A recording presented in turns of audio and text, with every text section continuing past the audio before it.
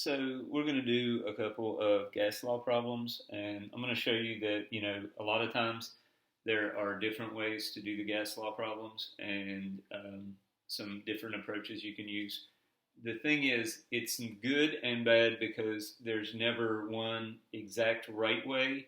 You can always use a couple of different approaches, but at the other time, if you try to mix approaches or if you start in one way and it's not one of the possible approaches, then you could end up getting confused. So I'm going to show you a couple of different ways to look at this, and hopefully it'll also help you, you know, be able to discern what they're asking for.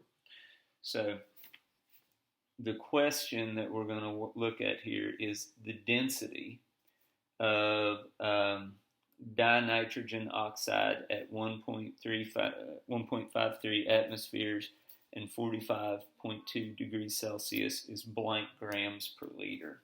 Okay, so what I'm initially thinking here is I've got grams, I've got liters, I've got temperature, I've got a pressure. Now, do I use the combined gas law? No, because I need to know something about the mass. I just have to realize that I'm not going to be thinking about mass. I'm going to be thinking first about moles and then convert it to mass. So this is going to be the first approach I'm going to take. And so what I have is I've got a pressure of 1.53 atmospheres.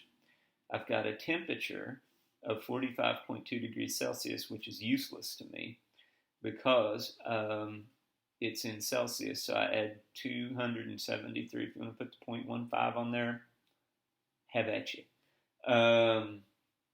And so I get an overall temperature of 318.2 K.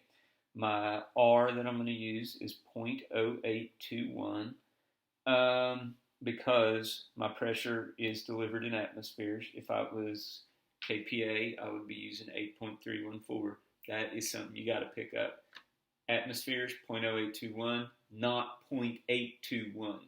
That's another real bad source of error on these problems is people forget the 0.0821.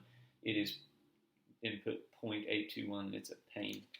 And then for the volume, when we look at the problem, it says per liter. And so I am going to take that to mean per 1 liter. And that's going to make my job a whole heck of a lot easier. Okay?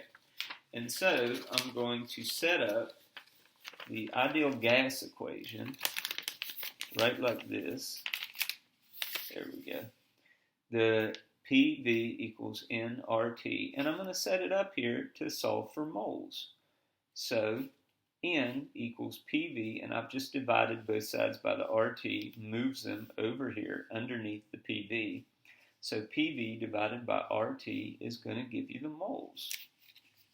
Plug in my pressure, my volume, which I have set at 1 liter, and that's just smart for us. My R, and I put in my units there, atmosphere, liter over mole Kelvin, and then the temperature that I changed from Celsius to Kelvin. And when I do that,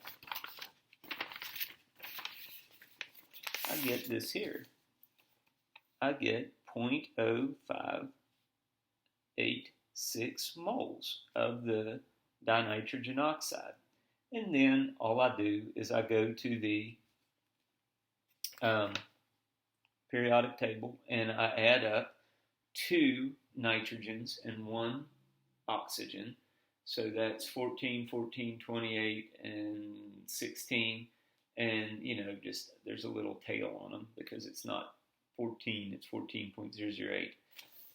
And so you add that up to 44.016, and that's going to be for 1 mole, but I don't have 1 mole. I have 0.0586 moles, and so I have 2.58 grams. And you put that over liters, and that's going to be your density.